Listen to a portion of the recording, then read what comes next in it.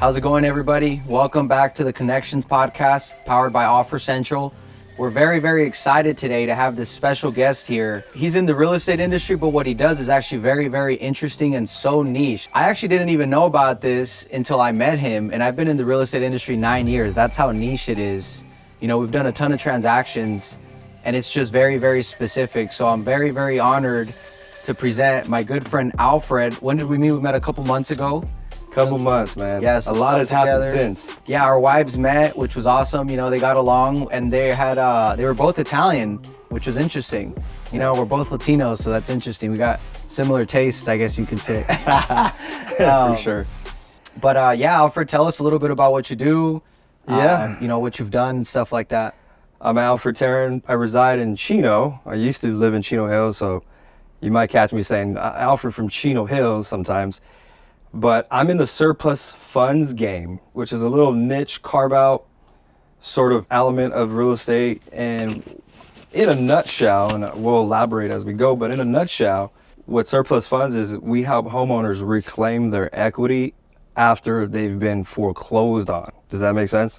That makes perfect sense. And it's a trip that it's after they foreclose on, because even myself, before meeting you, I would have clients tell me, hey, we're in pre-foreclosure, and the moment it foreclosed on, it's like, dude, you lost your house. It was a dead deal for us. Mm-hmm. So if, you know, now looking back, if we would have known about surplus, I mean, there's so much money on the table that we left. Oh yeah. It's crazy because I've been talking to a lot of real estate investors, and most real estate investors I talk to, they don't know about this exit strategy.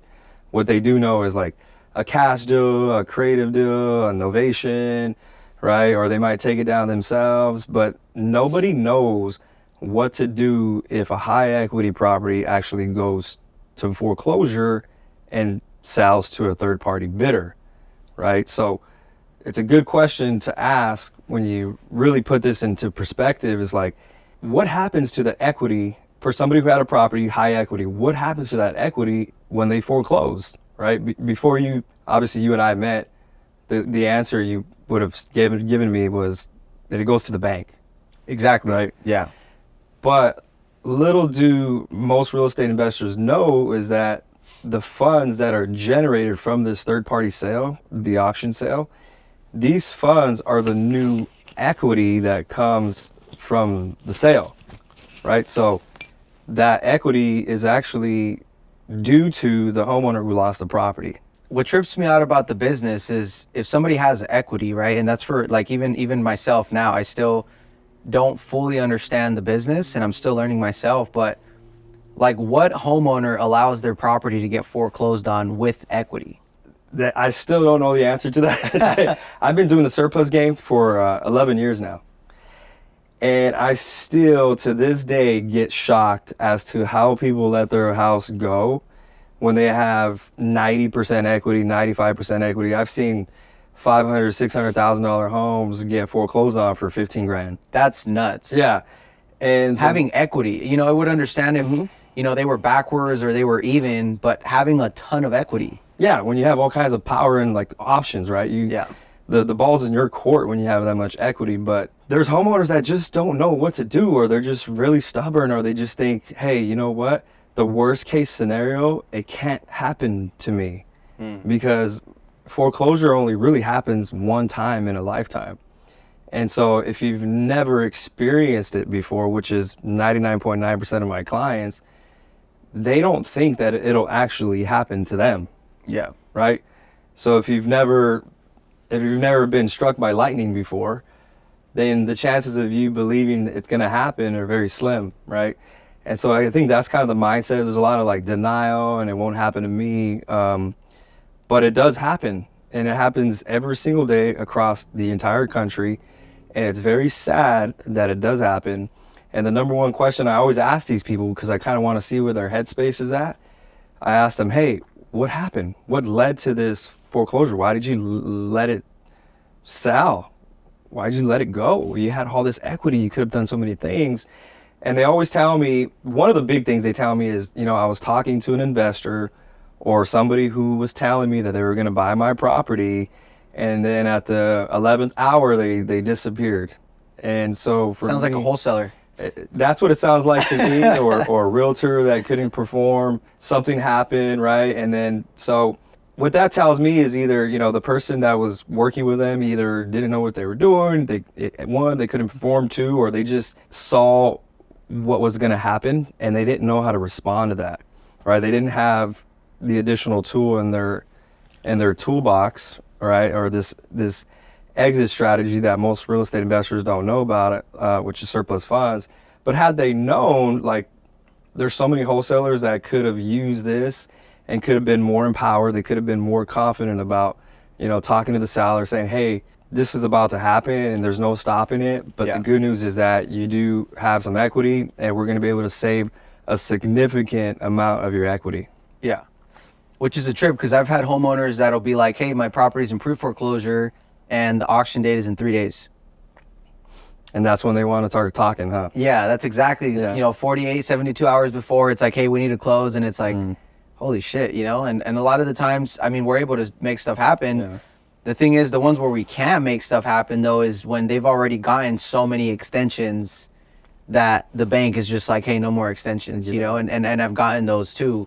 There's some where they're like, hey, my auction date, but they don't even know they can extend the auction date if you put the property in escrow. So we've even done that, putting the properties in escrow, using that to extend it, which has saved the deals, but it's a trip that they wait till the very, very last minute. Yeah, and there's also a variety of circumstances, and I think a lot of wholesalers and investors can relate, is sometimes you're dealing with a seller even if it's more time than just 3 days before the foreclosure. Maybe it's 2 weeks, maybe it's 30 days, but the seller is just being stubborn, or they want unrealistic expectations, or in many cases like a probate matter, which is probably about half of our cases where someone's deceased on title. I have a probate pre-foreclosure right now. Those can get tricky. So those have a higher likelihood of getting to foreclosure because the moving parts, right? You got, a lot of times I tell my stories about like certain foreclosure situations and they almost sound made up. Like they sound like a movie or like Jerry Springer show. But you've got like some properties have 3 heirs, or they've got, they got some kid, or the dad might have some kids with like 3 different wives, and then you got to go chase down all these people to have them sign off, right? And then one of them is so fucking pissed at the family that they're like, I'm not signing, it's just gonna go to foreclosure. Mm-hmm. And we'll, Yeah. And we need the signature. You'd be surprised how many times you see those people. These are the people that just want to see the world burn down. Yes. And they're just stubborn and they refuse. And if there's going to be a monetary gain to their siblings or their other family members, they're like, if I have the power to stop this, I'm going to. Even if I don't make anything. Even if I don't. So that's the time where it goes into foreclosure. And the nice thing about foreclosure is like when there's surplus funds, and this is what you cannot do, at least to my knowledge, you can't sell a house if there's an heir that's not willing to sign. I think there might be a workaround, I'm not sure. But with surplus funds, you can actually recover the funds. Let's say there's 3 heirs and 2 of them are in agreement. One's being a stubborn a-hole. Yeah.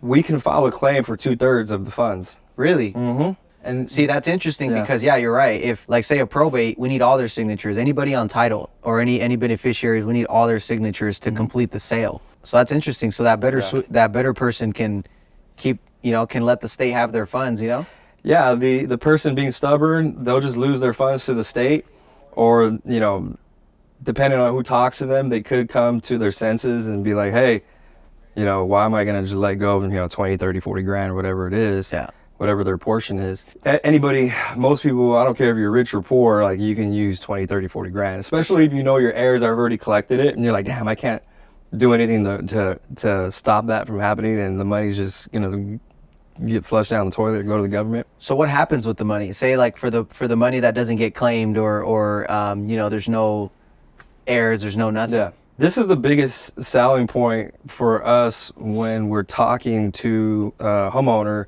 or an heir, is like, hey, if you don't file your claim, your funds are going to get deposited with the unclaimed funds division of that state that they're in. A lot of people refer to it as a state controller, the Department of Unclaimed Funds, whatever you want to call it. It basically gets absorbed by the government. And now, can you file a claim for that still? Yes, but it becomes really difficult, and you're only gonna get a fraction of what you could have gotten if you had just done it at the post foreclosure stage. Got it. Yeah, that's interesting. It's interesting that even after the foreclosure, you can still get some money, you know? Yeah. How many wholesalers do you think can use this strategy? A lot of them, at least the experienced ones that are dealing with REOs, or not REOs, but foreclosures, pre-foreclosures, stuff like that. Because even, you know, my background, I was a realtor for 5 years, and it was just buyers and listings, right? Here in SoCal, buyers and listings. It was just so tunnel vision, right? Because especially being at a old school office, it was just production.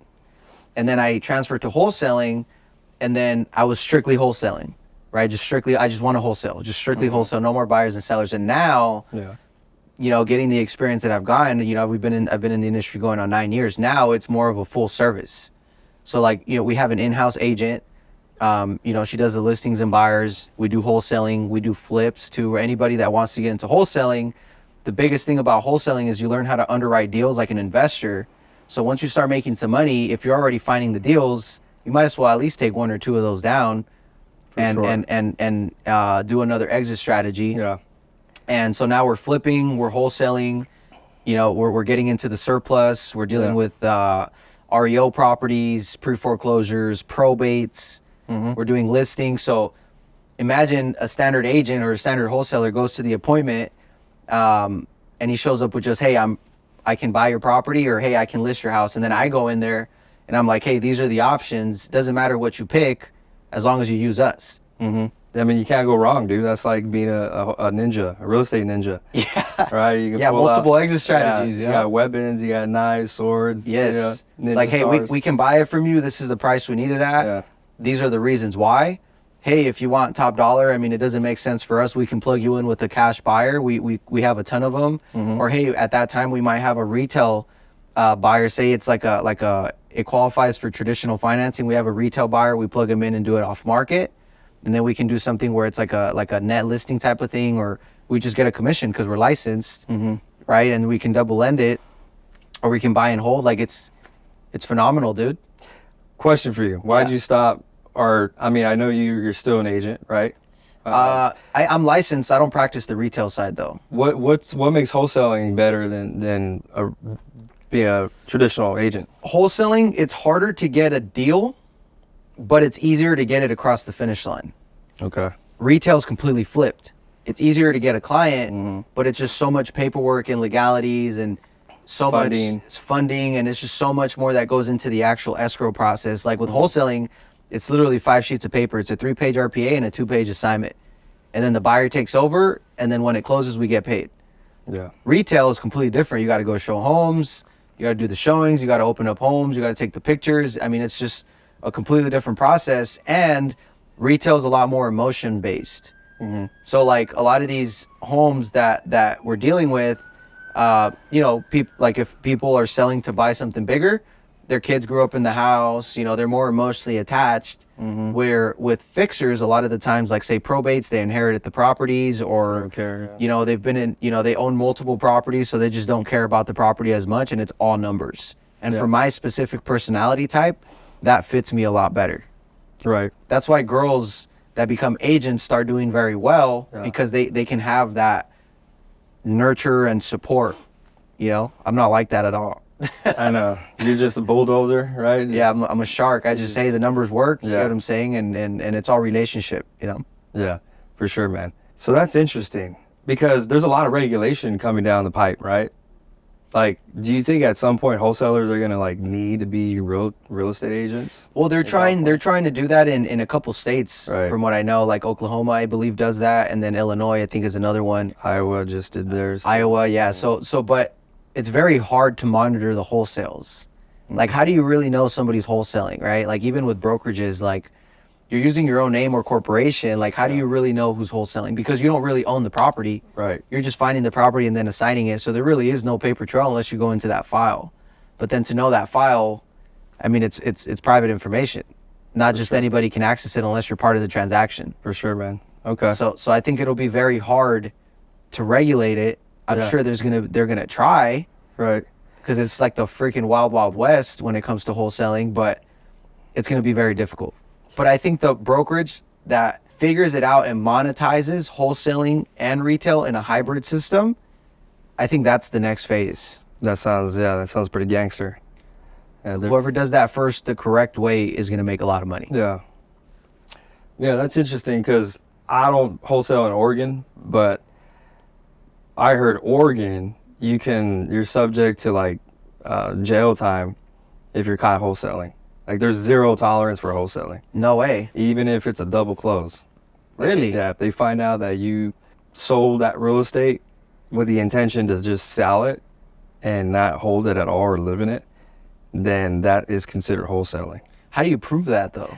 I don't know. I'm sure there's a lot of like loopholes and like, workarounds and stuff, but it just gets interesting. I'm thinking, what if like 5-10 years down the road, I got to get licensed, Yeah.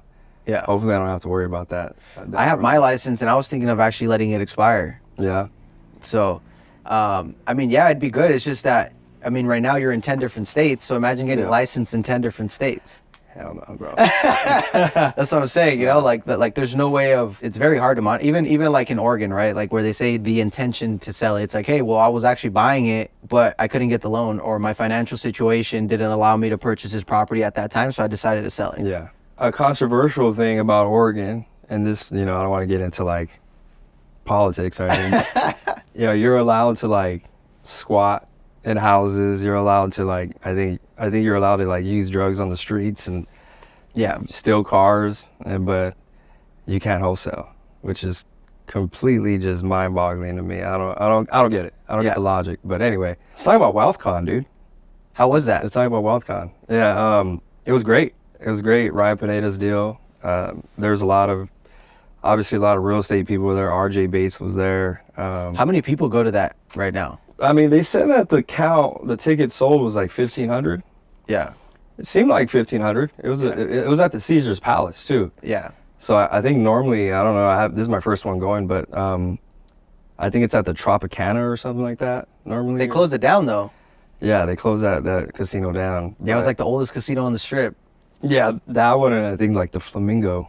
Yeah, Flamingo's still around though. Yeah, that's old as hell too, but yeah, that's a pretty dope casino. A couple takeaways that I actually posted this morning, my takeaways from WealthCon. Throughout my 20s, growing up in like entrepreneurship, I did a lot of personal development. I must have spent, I would say in excess of like 150,000 for sure in personal development. It's a must. Yeah, it's an absolute must. Like if you think you can do this with the mind you're born with, like you can't. And when you say personal development, you're talking about like masterminds, coaches, courses, conventions, mindset, all that stuff. Yeah. People call it, motivational. If you don't know that world, you call it motivational speaking. But I think it's more than that. I think it's more like igniting the power from within, or as Tony Robbins would say, unleashing the power within. I've actually been to his 3-day unleashing the power. I've been to that one right here in LA. I walked on fire, bro. Oh, you're a fire walker? Yeah, Me too, bro. Hell yeah. Me too. So we got more in common than we think. Yeah. That was crazy. It was like a 3-hour if you guys haven't been, it's you do like a 3-hour meditation before going out, and then like the auditorium has like 10,000 people, and then everybody walks to wherever they're doing the fire, and then you walk across. It's a trip. I thought I was gonna get burnt. I was a little scared. I honestly almost don't remember walking because there was so much adrenaline. Yeah. It was almost like I blacked out. Like if I took 10 shots of tequila or something, I didn't remember much. Other than when I finished, I was like, whoa, I just did that.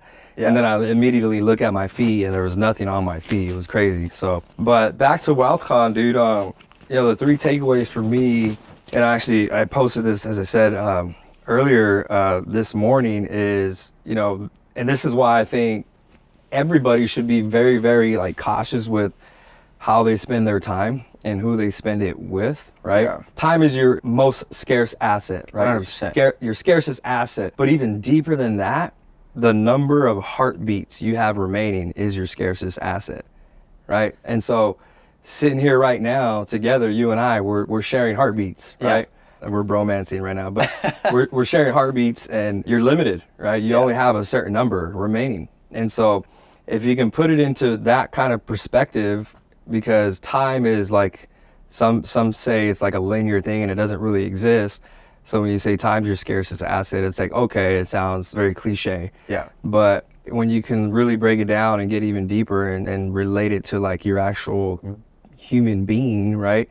Your heartbeat, you only have so many left. And so that was one of the things I took away. And then the second thing was we always put like people like influencers and people who have done really, really well that are in the public eye. We put them on like this pedestal. And when you really meet them, like I had a conversation with Pace Morby, really cool, down to earth guy, dude. Like I caught him on the elevator. Yeah. And we had a 10-minute talk. Oh, nice. Yeah. And super genuine, down to earth. You're part of his mastermind, right? I'm part of his Facebook group, but I'm not part of the mastermind. No, Got it. I'm not. And that's a good question. I'll circle back to that as far as like where I learned real estate. But anyway, Ryan Pineda, I was talking to him about surplus funds. Brian Davila. Question, did he know about surplus funds? Believe it or not, he did. He did. He did. And he even said that some people in his community do deals. Nice. Yeah. He has probably the largest community in real estate. Yeah. So I'm not surprised that some of his people do deals, surplus deals. But what I was going to say is like these people they're just normal human beings, bro, like you and I. Yeah. With a heartbeat, right? And all they did was commit to a path, right? Day in and day out. And they did the thing, whatever that is, right? Real estate, business. They did the thing regardless of whether they wanted to or not, right? Because I've never seen anybody who was looking to succeed who did these things and fail. That is, they did what they were supposed to do, when they were supposed to do it, how they were supposed to do it, every time they were supposed to do it, even when they didn't want to do it. I've never seen people do those 5 things I just rattled off and fail. And so that's the bottom line. And it doesn't take, a superhuman to get that done. It just takes a commitment to, more importantly, to yourself and to your why, right? Yeah. So again, the people that were on stage, they're just human beings, right? And then the last thing was I'm a little crazy, and that's okay. Yeah, as an entrepreneur, man, you got to be crazy. You got to take risks. Yeah, I mean, we see things that the average person just does not see. And we can muscle our way through the amount of stress and difficulties and challenges that the average person is just not willing to muscle through. And so, and our friends and family might say that we're crazy and that we're weird, or the best one is that we're stuck up. Whatever. Yeah. But arrogant, I've gotten that. Arrogant. you're an asshole. You're too good for me. You never have time for anything, right? All you do is work. And you just come to the realization that you're a bit crazy. You're crazy. A lot of people watching this are crazy, but that's okay. Yeah. You know what I mean? It doesn't make you weird. It just makes you different. And I'd rather be different than normal. So those are my takeaways. Yeah, those are great takeaways. And it's a trip because those big events, a lot of, like when you're newer, you go to those events to get inspired and motivated and stuff, right? I feel like once you get to a certain point where, you'll get some golden nuggets here and there, because you're always learning. But the biggest thing you go to those events for is the network. Like you said, you get to tap into the network of the people that go. And sometimes like even speaking for myself, bro, I don't need motivation, right? Like I'm gonna work just like you are, right? Like we're gonna get to work. When somebody tells me about their business, I want to see what the business looks like. Like, what do your operations look like?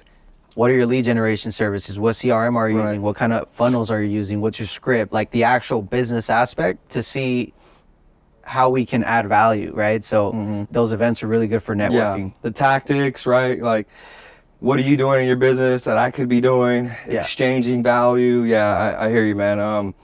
That's probably the best thing for like a seasoned person who's been in business for 5-10 years or more, is not necessarily the inspiration or the motivation aspect of it, although you do get re-energized. You get all those things, right? That Yeah. a new person. You came back fired up or what? I came back fired up, dude. Ready to work, huh? I came back like I was on top. I felt like I was on top of the world and nothing could stop me. I'll invite you to one. Actually, it's May 9th if you want to go. May 9th. Where's that one? In Anaheim. Okay. It's in Anaheim. Is that the one with Fleischman? Dan Fleischman? No. No? Okay. No. It has nothing to do with business, but it has everything to do with business. It's not like a business blueprint. It's more of like a training of yourself and how you reflect in your own business and in your life. Okay. It's super sick. I'm taking the whole team. Okay. We'll be there if you want to go May 9th. You can take your wife too. All right. Yeah, we'll Yeah, definitely take a get that information, bro. I might be down to go to that. Yeah, For sure. Super sick, bro. You won't regret it.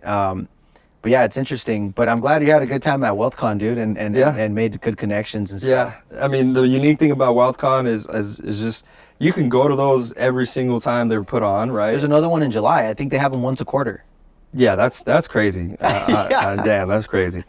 I don't think I can go every quarter, but you know, if you've been to a few of them or you've been to similar things, you're gonna get it's just recycled information. You get some nuggets in there, but the biggest thing is just like the unique thing that you get from each individual conference or whatever is the connections, right? And the connections and the relationships. Like you go there with an objective, and you make sure that you fulfill that before you leave. And Of course. for me, it was I wanted to find people like JV partners for surplus funds. I wanted to find people actively doing deals in the markets that I'm looking to do deals in. I wanted to find people that were doing like exit strategies that I'm not 100% confident in at the moment, such as novations, which is kind of a newer concept. Caesar's done over 60 novations No way. in the last. Right here. Wow. He's Okay. in the office, by the way, guys. He's a beast. Caesar, he's one we're of my gonna talk. partners. Yeah. He's done, I believe, 60 novations in the last. I think he said 18 months or 24 months. That's pretty. Which beast. is interesting because we just partnered up, and my personality is more like being behind the camera, relationships. You get what I'm saying? Like the idea guy. Like I can't sit still, bro. Like sometimes I'll have a standing desk and I got a treadmill to get my steps in. I don't know if you saw it. Yeah, I got one. And then I'll be sitting down for like 30 minutes, and then I'll just get up and I'll get on the phone and I'll just start walking around. I'll go outside, take a walk, come back down with an idea, and he's more of like, okay, the idea is cool, but how are we gonna do it? Yeah. You know, what's the first step? Yeah, I know. The first time he put me on a call with him, he was like just grilling me with questions. Remember?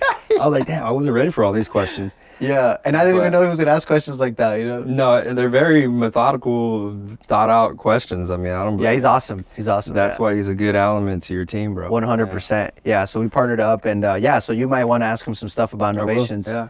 He did it nationwide too. So That's he's what done I'm deals currently in doing. a lot of Texas. He's done, I think he did Georgia, North Carolina, and stuff like that. So it'll be good. Okay.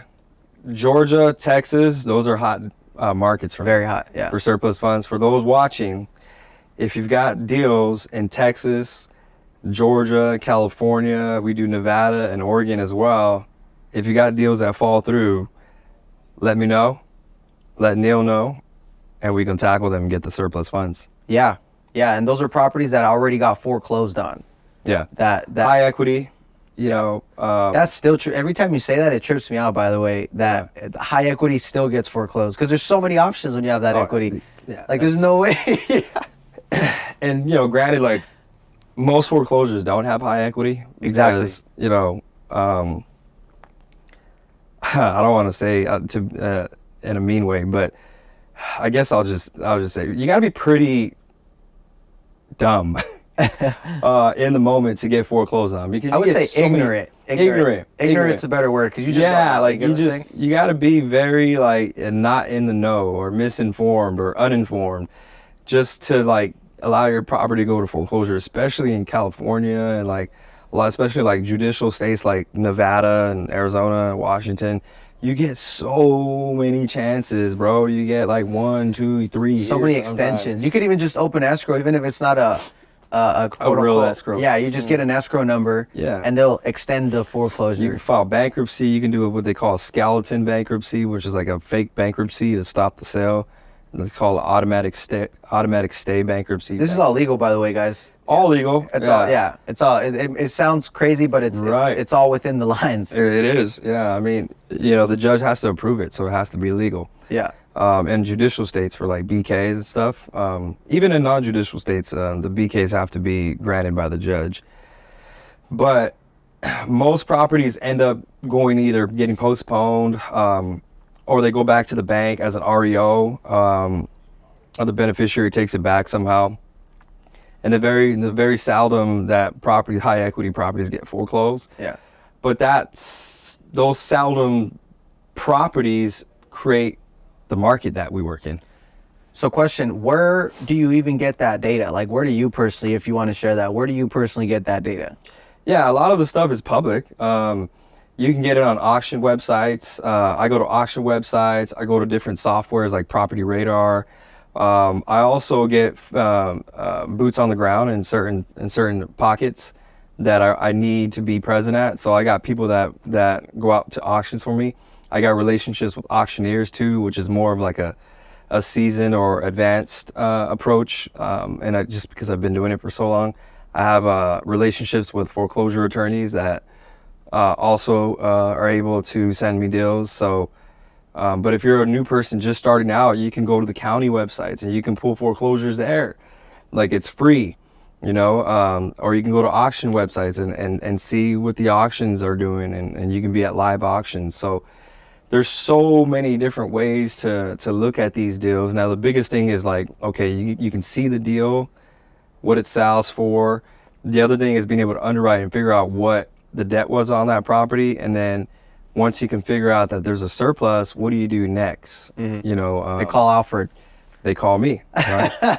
You can find me at Alfred G. Taren at Instagram and Facebook.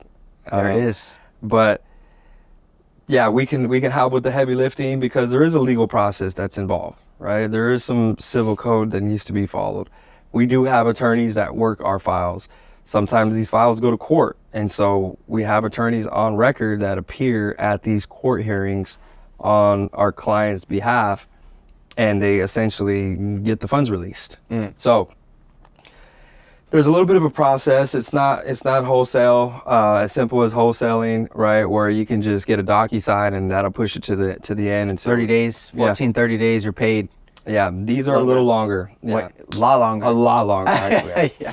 That's the downfall, I guess you can say, or the barrier to entry for most people. I think people don't enter. Maybe more people do know about it, but they don't enter because of that long turnover. It's like for me, probates at the same turnover. It's 3 to 9 months. Mm-hmm. So a lot of people, that's why they stay away from them. But the thing about probates or surplus is that if you build the pipeline, mm-hmm. and you get past that, it doesn't matter how long it takes because you're constantly going to be closing deals because you have that pipeline built.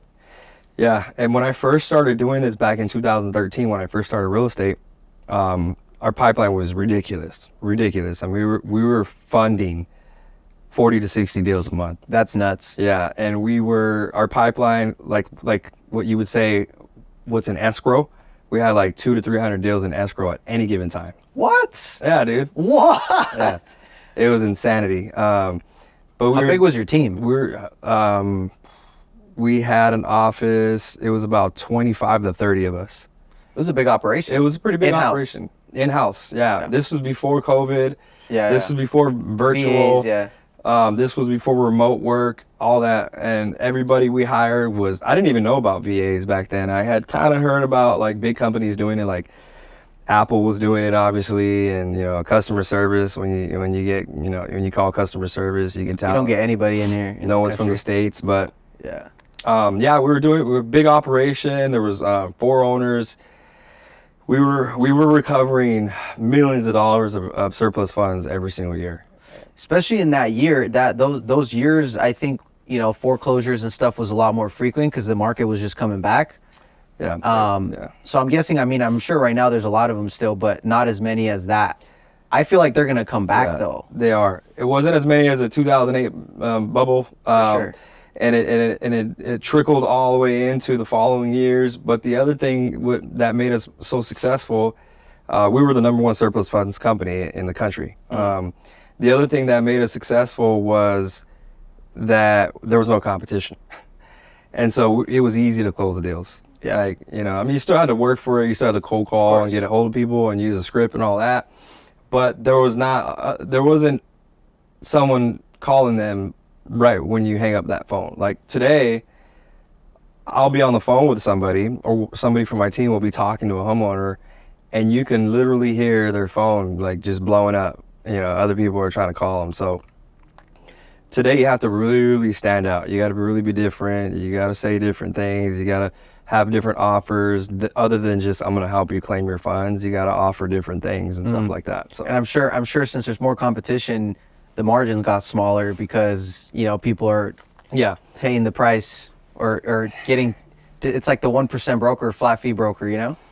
That was the best thing about, you know, back then is like we were recovering anywhere from 12 to 15 million on a good year of surplus funds, and we were charging like 30% back then. It's not that anymore. I wish it was, but it's not. It's been chopped down to like a third of that per year, and we have to charge less because the competition. However, there's a lot of money to be made, man. I sent you a check yesterday. Yesterday. Yeah. You know, it was like a $200,000 check. That was nuts. That we're making 22% on. So, yeah, you know, it's still very, very lucrative. Very lucrative. That's a deal I did 4 months ago. So sometimes it comes quicker than your 6 months. That was a California deal too. Pretty decent size equity. And yeah, we should just pull all the foreclosures with equity in California and start calling them. I mean, we have the system for it. You know, we have the callers, we have all that stuff. You know, this is a little tidbit. We'll work on it. I'll elaborate more on it. But as I'm watching the auctions take place, I'm following the high equity deals, right? And I'm saying, oh, this one's juicy, $200,000-$300,000. And out of 10 properties that are high equity that are scheduled auction for that day, probably 7 of them get kicked back and they get postponed. Yeah. However, they only get postponed temporarily. It's not canceled, it's just postponed. Correct. Or delayed. And so, and that's when they're in pre-foreclosure. Because foreclosure doesn't happen until the auction date. Well, this is like, so for example, if there was an auction today, there was 10 properties, I'm looking at them, they're going to be sold today. So out of those 10 properties that are high equity, 7 of them will not make it to the auction. Like, so they're scheduled to be auctioned, but they just don't make it. 3 of them do complete the auction, and those are the ones I call on. But the other 7, guess what? We can call those ones and make a deal. We can still wholesale those because they get kicked out for like 30 or more days. And now it's like, hey, what's your plan? Yeah, what's your plan? I saw that, you know, it was public information. I'm going off public data, but I saw you were scheduled for an auction, and then I saw that your auction got postponed. And so, you know, I'm coming to you today to see if I can help you sell that property before it goes back into auction. So I can pull that data, and we can have our team slam that data all day long. And then if it does go back into auction, which many of them do, then we can get the surplus. Yeah. And before then, just pick up a deal. My email's flooded, dude, with these ones that get postponed or delayed. Or where do you do that? Through Property Radar? There's Property Radar, there's auction.com, there's Zone, and there's, you know, boots on the ground. So we're like monitoring 10 houses in like San Bernardino County or something. And like we're writing them down like, oh, this one got kicked back. Yeah. Boom. That information gets sent to me. I can plug it right into my CRM and we can start calling it. Nice. What CRM do you use right now? Go High Level. Oh yeah, that's right. Yeah. Go. I got to show it to you right now if you got some time. I do have some time. Yeah, maybe like 20 minutes. I'll show it to you right now what it looks like. Okay, cool. Yeah. But yeah, that's I think we're pretty good. Sounds good, man. Pretty good. Yeah. Thank you for coming on. Please let them know where we can find you, or if you have any surplus deals. So you can find me on my Instagram. It's probably the best way. Alfred G. Taren. Taren is spelled Taren, like Karen, but with a T. That's hilarious. Yeah. And they're never going to forget that now. Yeah. Alfred, like Batman's butler. Or you can email me at alfred@unexahomebuyers.com. How do you spell Unexa? UNEXA. Unexa Home Buyers. Unexa. Yeah, like Unexa, but I call it Unexa. It's a made up word. Yeah. It's a made up word. That's interesting. Yeah, but you can find me there. My juicy markets, my go-to markets that I'm going to be able to really help you is Texas, Georgia, California. But I have the ability to get other states done, like Nevada's good too, Oregon's good too. But if you have these deals, bring them to me, bring them to Neil. We'll take a look at them. We'll see if it's worth pursuing. If I don't currently have an attorney in that area, we can find one.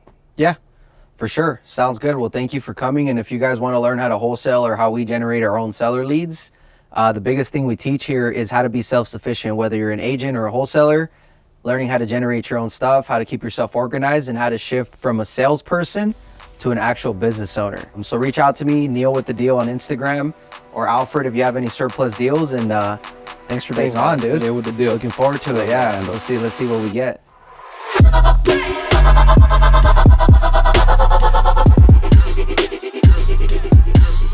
Oh my God.